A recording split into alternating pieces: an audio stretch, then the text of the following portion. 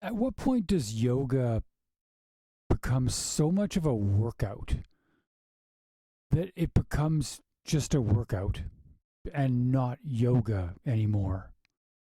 Today, we're deep diving into a question. It's this question of like the yoga workout. It's a question that came up to me while I was reviewing this video by a guy named Travis Eliot. The video is called Yoga Detox Flow. And what I want to look at is how this class blends or doesn't blend a workout with what we would refer to as yoga properly. Now, this of course raises some interesting questions about the nature of yoga, like what is it that makes something yoga? And it's not something that I really want to get into too much at this point because yoga is so diverse. It means so many different things. Literally, the meaning of it. It's one of the largest entries in the Sanskrit English dictionary. It's huge, and depending on how you use the word, it has different meanings. So I think that we can kind of arrive roughly at a definition of yoga that says this is a ancient spiritual discipline with roots in ancient India that is used as a form of transcendence or to achieve a spiritual goal. I don't know.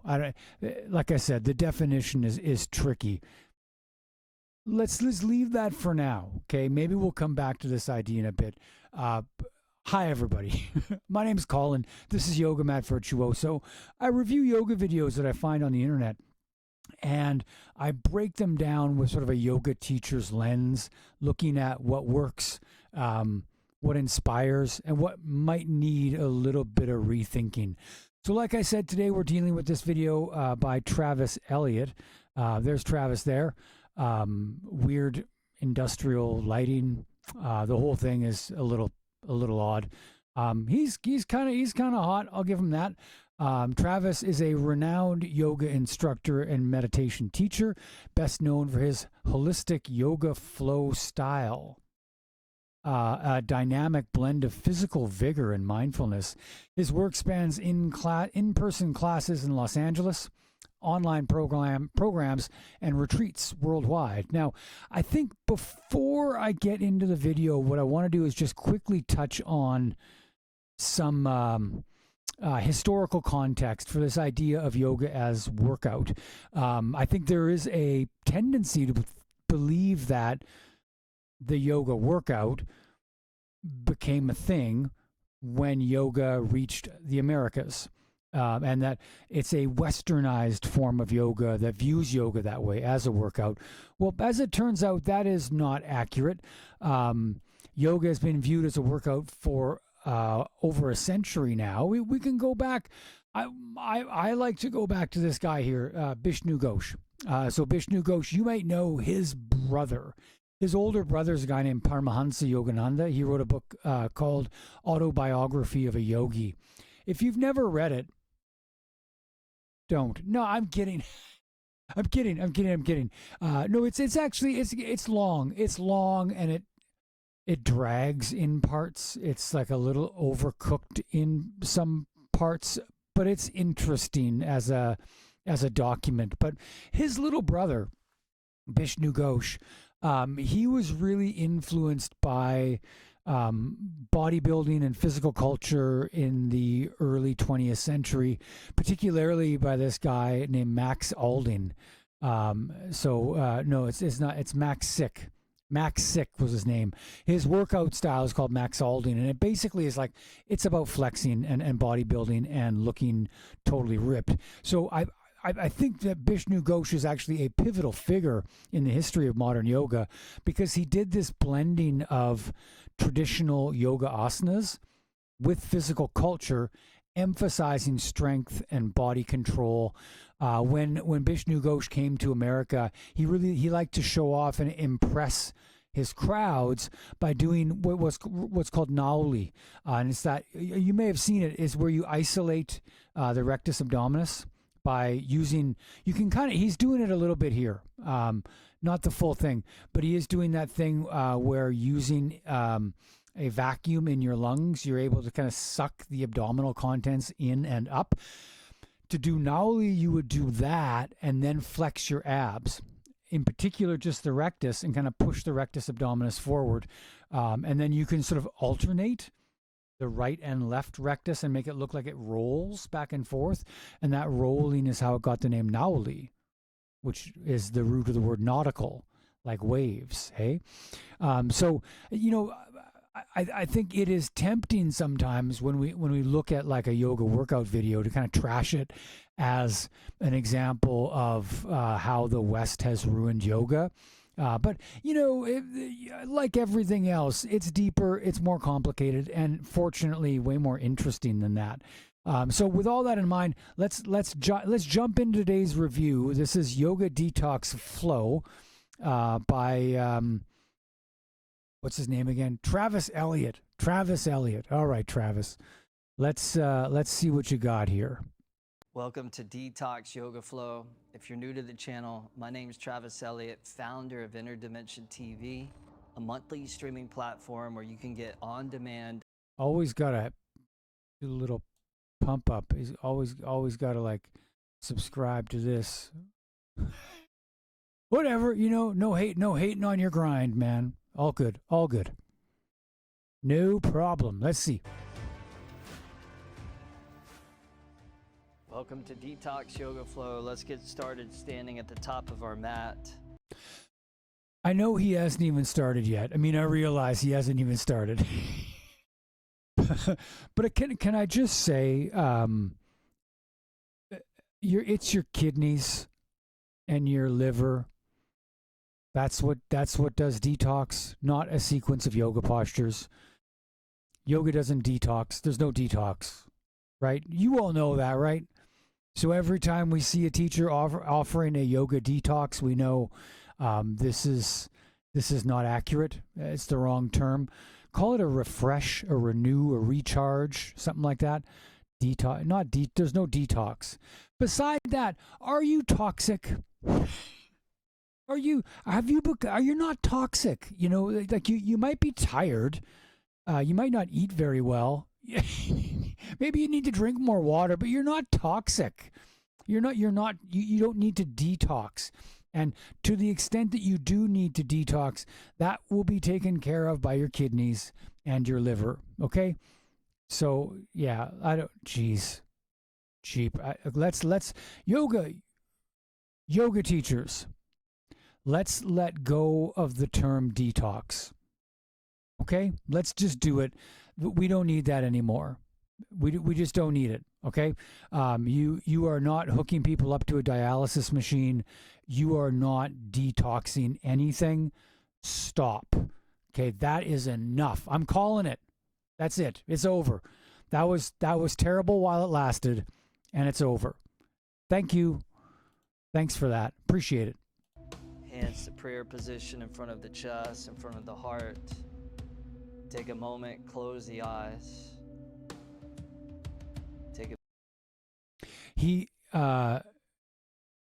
This is a common thing. He is hips forward. Look at the line from his hips. He needs to stick his butt out a bit more.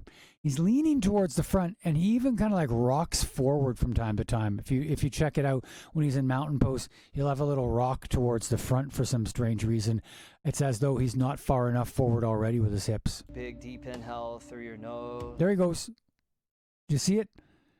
Now he went even further forward. Now his hips are almost over top of his midfoot. Why do I point that out? Well, because a lot of us are visual learners and we're going to do what we see. Now, he didn't give any instructions on how to come into mountain pose. He just stood there in mountain pose. So all we've got is the visual cue, which means the visual cue is very, very important. And that's why I point that out.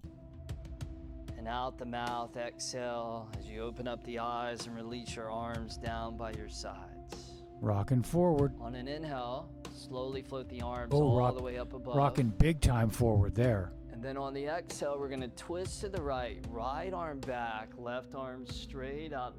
That's kind of fun. That's interesting. I wasn't expecting that. I thought he was going to do a sun salutation. Front, both arms parallel to each other. On the inhale, come back facing forward, both arms rise above. And then on the exhale, rotate to the left. I like a little something new. That's fun. Then on the inhale, come back forward facing the front. Good job, man. And then as you exhale, reach your right hand around behind your back. Bring your left hand to the back of your head. This comes from the Qigong tradition. Take an inhale here. And then on the exhale, you're going to twist over to the right. So also, you could call that like a twisting Gomakasana. That's a Gomakasana arm. I don't think we need to go to Qigong, but yeah, it's Parivrita Gomakasana, or like a standing, like Uttita standing, Parivrita twisting Gomakasana, cow face pose. Like that. Inhale out of the twist. And then exhale, turn into the twist. One more time. Inhale. And exhale. His hips are so far forward now. Beautiful. Ease your way out of the twist as we set up for the other side. Inhale, both arms come up. And then left hand around. That's interesting. Don't hate it. Feet together, big toes connect. Bend your knees, squat back, arms up, chair pose. Heavy in the heels, light in your toes, biceps around the If that's the case there, why not the case in mountain pose too? ears. Take an inhale, reach up, spread through the fingers, and then belly on thighs, arms behind. Inhale back up to chair, and then sweep to the right on the exhale. Inhale back up to chair, and then exhale, sweep it to the left. Inhale back up to chair, and then exhale, forward fold, let it all go. Flat back on Very inspiring music starting to kick in here. the inhale. And then step back to plank, lower down, same Sounds like Christian rock. exhale with control. Release the tops of the feet, cobra twist to the right as you inhale. Music like that makes me suspect there's going to be pizza. And then lower down on the exhale. Other side, inhale, twist to the left. And then exhale back and down. Good, inhale, chest floats up, shoulders back. And then exhale, down dog, tuck the toes, lift the hips. From here, right leg up. So the instruction we get for downward dog is tuck the toes, lift the hips. You know, I wouldn't mind a little bit more instruction on that. That would be handy. Downward dog's a relatively complicated pose. Maybe we could add a couple things about how to lift the hips. You know what I mean? What do I do with my arms? What do I do with my hands? That kind of thing. Up as you inhale. And then right knee, right tricep to exhale. Swing right knee, left arm, inhale. Swing right arm, exhale. Two more. Inhale, swing left. Exhale, swing right. Inhale, swing left. So here we go with the workout thing now. Now we get the workout. Exhale, swing right. Right leg back, inhale. Right foot top of the mat on the exhale, high lunge. And then rise up to a crescent pose. Taking a moment to find your balance as you reach those arms vertical to the sky. He's got like a kind of a typical like a yoga teacherism thing, where they get really breathy with the last word of every instruction. If you start paying attention, you'll pick up on it. There's like yoga teacherism, where the very last thing is always pronounced like this. They're just talking completely normally, and then all of a sudden they stop. And now they say it completely weird and breathy. Pressing the left elbow into that outer right knee, right thigh. Rotating your navel toward your inner right thigh. Did you hear it? Right thigh. and then step your left foot forward to join the right. I should apologize because that's not it's not exactly fair to be criticizing just like the way people talk, and I'm not criticizing Travis for the way that he talks at all. So far these instructions are actually pretty good. It's more just like that yoga teacher thing, right? That yoga teacher voice. So you end up in a twisting chair. And then let's do this. Bring your left hand into a fist. Why was he pumping around like that in chair? Did you see that? That was weird. Drape your right hand on top of that fist. Hips back and down. Chest forward and up as you roll those right ribs open to the sky. Give it one last little squeeze goodbye. I should never have pointed it out because now every time he does it, I'm just gonna lose it to the sky. This time keeping that left hand in the fist. Give everything one last little squeeze goodbye. And then crescent pose, take both arms. The squeeze goodbye is a weird instruction, as is the hand and fist situation there. I'm not quite sure what the advantage of that would be over like palms together. I'm not quite sure I get it. Foot, stack the left foot on top, left arm comes up if you want. If this is too intense on your right arm, you can always drop your right knee down to modify. Take an inhale, reach high. See, let me just pause 1 second. Here I have an issue. We say you can always just take your knee down to modify. But then he doesn't take his knee down to modify. I have pointed this out before, okay? So yoga teachers, if you're going to say you could do this, but you might also do this instead. Give us both. Demonstrate both of them so that we don't have a hierarchy of variations where the thing that the teacher is doing, this full plank thing, that's the real one. That's the one you should be doing. And then the thing that the teacher said but didn't do, he's obviously not doing that for a reason. Why not? Because he doesn't have to, right? Because he's better than that. Huh? That's what happens. And that's a bad scene. If you're going to say it, demonstrate it. That's my take on it. Scale down what you do to make it more accessible to others. Teach to the person who's struggling, not to the person who's got it no problem. The person who's got it no problem, they don't need that. The person who's got it no problem, they've got it, right? They don't need, it's fine, right? The one who's having a hard time, they need the demonstration. They need that extra little bit of cueing, and you can provide that for them. That's not hard. Inhale, back up, spread. Exhale, reach it through. Inhale, open for space. Okay, here we go again. Classic yoga teacherism. Reach it through. Step it back. What is the it that we're referring to here? Reach it. Is it the hand? Is that the it? Why not just say reach your hand through? Step it back. Jump it back, step it forward. Is it your feet? Is it your whole body? What is it? Step it, swing. I don't understand the it. And this is I feel something that just kind of happened. Somebody said it, and it kind of caught on. Let's have a catch off, maybe. Exhale, moving with grace. It's the opposite of catching on. Inhale, left arm up. Catching off. And then exhale, left hand comes down, back to plank. Beautiful. Now drop your elbows, your forearms down onto the ground. So forearm plank. Interlace your fingers. Drive down into your elbows, your forearms. Swivel the heel. He's got nice arms. And then bring them to neutral, exhale. Inhale, swivel left. Exhale, middle. 2 more rounds. Inhale. I've taught that before. I like it. That's a nice move. Inhale left. Exhale center. Inhale right. Exhale middle, last side, inhale left. And exhale back to middle, come up onto the hands again. Upper push-up plank.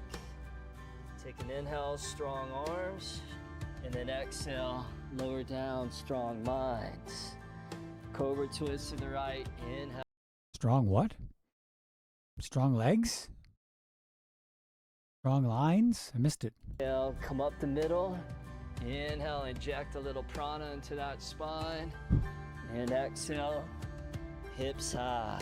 Left leg up, inhale. Hips Left arm, high. exhale. Swing right arm, inhale. Swing left arm, exhale. Inhale right. Exhale left. Inhale right. Exhale left. Left leg back, inhale. Top Okay. of the mat, exhale. So we're just starting the whole sequence now again on the other side. We'll review the sequence in a second here, but I'm going to skip through because we don't need the whole Shamazel again. So downward dog, back up. Chair pose, inhale. Oh, the chair got Arms much back, narrower. exhale.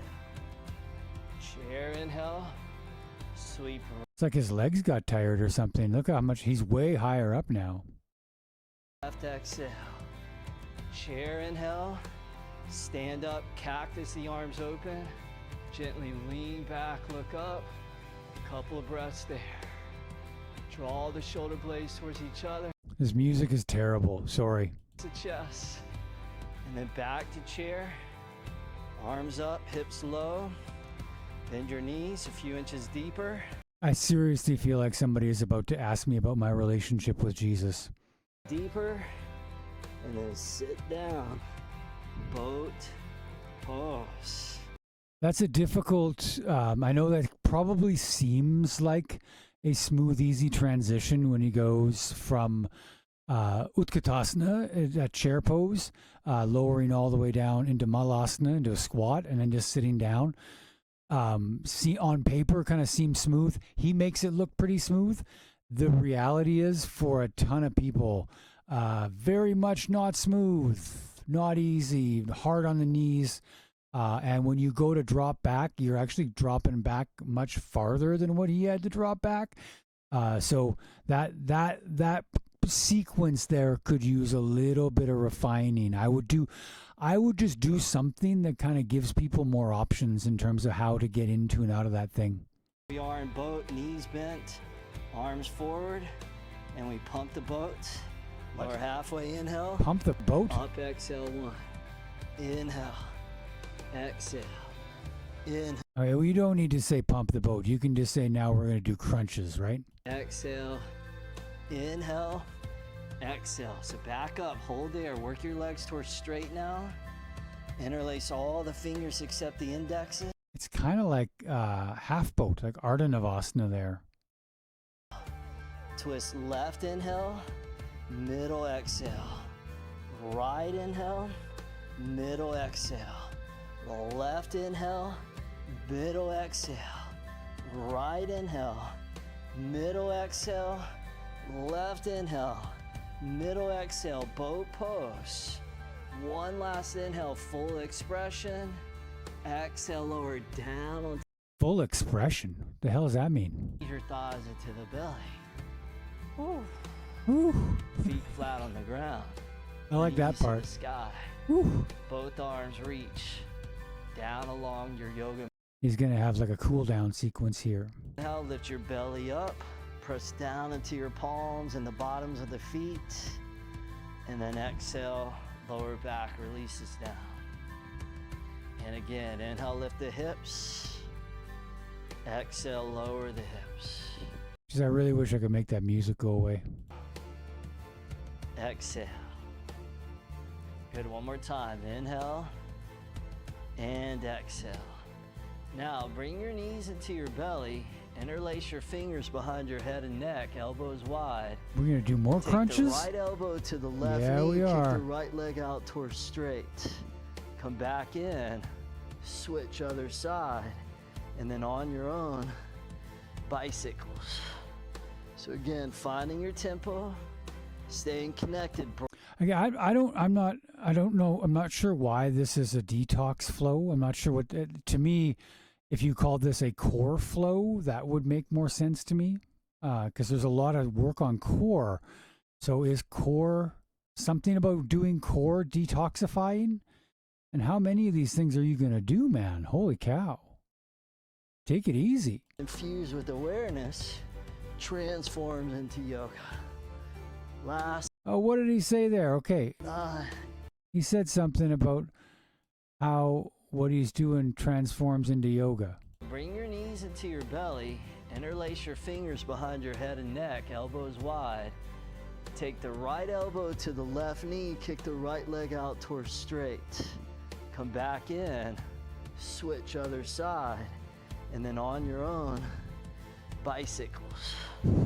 So again, finding your tempo, staying connected, breath, movement, and mind. So you keep the yoga.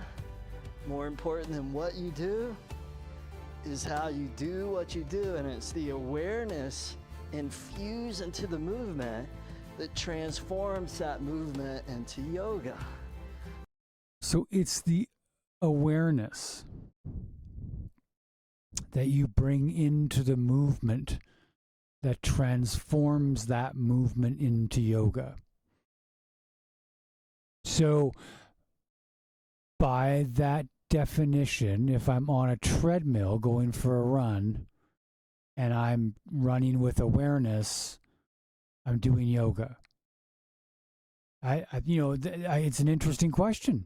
I'm not sure that many of us would agree that, I mean, philosophically, maybe we can agree doing something with awareness is yoga. Sure.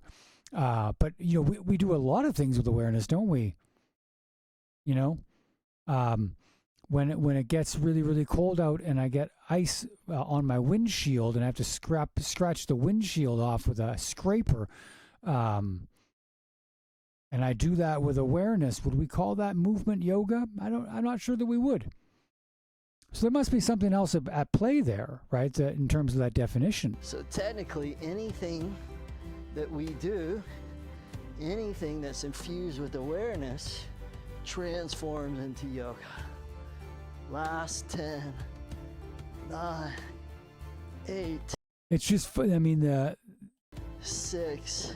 The irony of saying that while banging out a bunch of crunches, you know what I mean? Like, I'm not sold. I guess I don't buy it. I don't think that just because we're doing crunches with awareness that makes it yoga. I'm not sure I agree with that. 4, 3, 2, 1. Bend the knees and then rock and roll your way all the way up. It's another thing that's sort of like found its way over from workout culture is the 4, 3, 2, 1, and that thing, and 2, and 1, and go. And we're gonna boat. We do a boat, and we do it right now, and 4, and 3, and 2, and half boat, 4, and 3. You know what I mean? I don't know. Not my jam.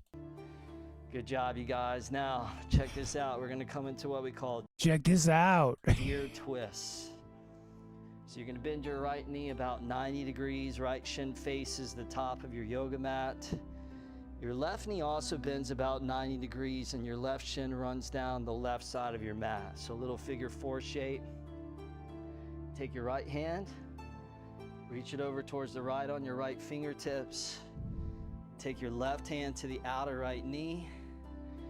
And as you inhale, lift up to the chest.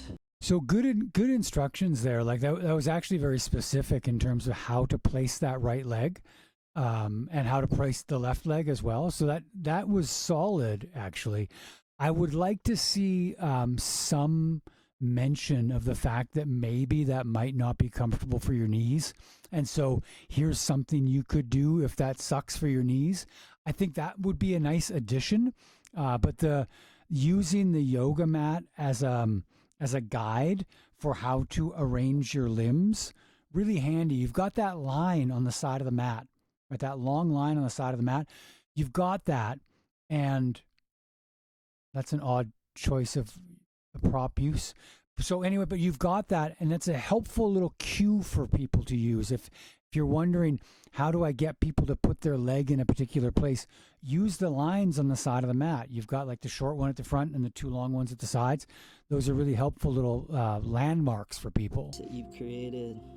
I'm not sure why we're resting. You stretch the largest joint in the body, the hip, surrounded by the largest muscles in the body.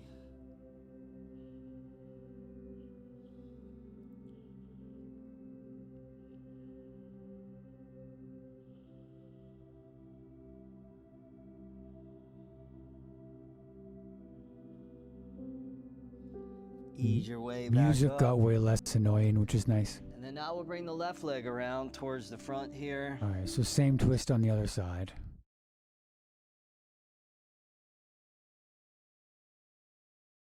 I'm not sure that it was really all that important to have that foam block there.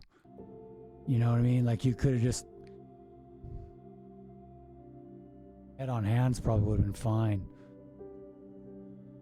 It almost seems like using a block for the sake of using a block so you can say I used a block. Beautiful. Ease your way back up. I have a big issue with beautiful, too. Well done, guys, and beautiful and all that stuff. I got an issue with that. You can't see me. Don't tell me I look beautiful. You don't know what I look like. Don't say beautiful. You don't know. Bring the right leg around. False praise. Coming into a comfortable cross-legged seated position. Bring the hands up to prayer position in front of your chest, giving gratitude to your yoga practice for always giving you exactly what it is that you need. Thank you for your practice. Namaste. Is it though? I don't know. Is it though? Is it always exactly what you need? I don't know if it is. I'm not sure I buy that. Now let me talk about yoga workouts here, because that, to me, I watched that video, I'm like, that was a workout. Okay, that was a yoga inspired workout practice, or a yoga flavored workout, maybe is another way to say it.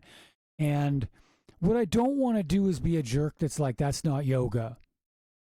You know, that's not real yoga, man. You know what I mean? I don't think that that's particularly helpful, because who gets to decide what it is that is real yoga? Is it me? Do I get to decide that? So I can't default to, is that real yoga? That's not fair. That's not legit. That's not helpful. What I can do though is talk about, you know, when we're integrating workout elements into our yoga class, what are some ways that we can ensure that yoga keeps at least one foot in its roots as we extend out into other realms and other modalities? Okay, so what I mean in particular there is, like, at what point have we just sort of like lost it? What point have we lost the plot here, where there was a practice, and that practice, by the way, has had roots as a workout. That's not new. The practice has also had a history of integrating and hybridizing with other methodologies. I think of Krishnamacharya right away. So Tirumalai Krishnamacharya, pretty well known for integrating elements of Indian wrestling and gymnastics into his yoga practice. So this idea of sort of hybridizing is not new and not unusual, not something that we need to worry about. So it's not that I think there is this sort of pure, unadulterated yoga, and our job as yoga teachers is to just simply repeat what our teachers taught us and do nothing new. I don't think that that's interesting, and I don't think that that's useful. However, I do think there is a line that gets crossed where we have allowed our yoga practice, and sometimes because we're sort of giving ourselves this out of like Travis said, do something with awareness, it becomes yoga, period. End of story. So we've given ourselves a really easy out as yoga teachers. Trust me, I'm doing it with awareness. Then it's yoga, baby. Boom, just like that. What I am interested in is, I think that as yoga teachers, to some extent, we are a living repository. We are a collection of historical traditions of yoga that has existed in the past. And it is up to us to maintain that tradition, to not lose it, right? To not drift too far away from it. Because if we do, now all of a sudden, that thing, that magic of yoga, right? When people say yoga is an ancient spiritual discipline, well, that's not free, is it? We have to pay for that. The right to call it an ancient spiritual discipline, that means it has retained its spiritual roots. It maintains a connection to its past and to its history, and that's on us. So if we want to say yoga is a modern workout, it's a way to stretch and kind of feel good, period, end of story, fair enough. But then market that. Be honest about that. Don't lean into some philosophical origin story about where yoga comes from and then manipulate it so much that it's not even really yoga anymore in the first place. Let's pop into the sequence real quick here. So he started in mountain pose and gave almost no description of what to do there other than leaning forward a bit, which was not great. He did that little arm twisty thing that I thought was actually quite nice. I like that. Then he went down into Utkatasana. He was doing like a what we call like a chair pose. No, he went back to downward dog. That's right. It was downward dog, and he did like a one-legged downward dog. AMS is what I said. That's right. So Utkatasana to downward dog. Then basically this looked like a yoga class up here. He did that little modified Gomukhasana too, I'm remembering now. But then, yeah, it was like a bunch of plank stuff with his knees. He did go up into Warrior One and revolved side angle, so yoga-ish there. From revolved side angle, stepped up into revolved chair pose or revolved Utkatasana. And then whoop, all the way back up, run through it again. And then you had that sort of like a whole bunch of crunches. It was just crunches all over the place. Setu Bandha, like little bridge. And then like a sort of like a cool little twist thing. It was a kind of a cool little, you did like the, what do you call it, a deer twist? The way his legs were crossed. And yeah, and then that into a forward bend. So standard vinyasa sequencing, I would say you've got your opening sequence, closing sequence, and then the flow, the vinyasa. This was a 20-minute class. If you wanted to make this into a 1-hour class, a little bit of seated meditation at the start, then up into your opening sequence, run through the series, run through it on the other side, go back, do it again on the other side, closing sequence, then Shavasana at the end. Boom, 1-hour class. So you could try that, right? As a yoga teacher, what you could do is take this sequence and just try putting your own spin on it. You know, why not? See what you can do with it. See if when you teach it, does it feel too much like a workout? Okay, does it feel like you've lost something along the way? Maybe there's things you can do to kind of like yoga it up a little bit, which would be pretty awesome. I think that'd be great. So that's my video for today. This one's gone on a little bit long. I'm pushing 40 minutes. I don't like that. I prefer to be in that half-hour zone. Thank you for watching. If this is helpful to you, I really appreciate comments. So in terms of what to put in the comments, do you feel like yoga's become too much of a workout? Do you feel like the workout thing is almost sort of like starting to overtake the yoga thing a little bit? Is that something you find happening? Is that something you feel pressured to do from your students? Do your students want you to offer more of a workout and less of what we would typically think of as a practice in awareness? a practice of refinement of movement, maybe. So is that something you're bumping into? And lastly, another comment is maybe you got somebody who you want me to review. You got a class you want me to check out.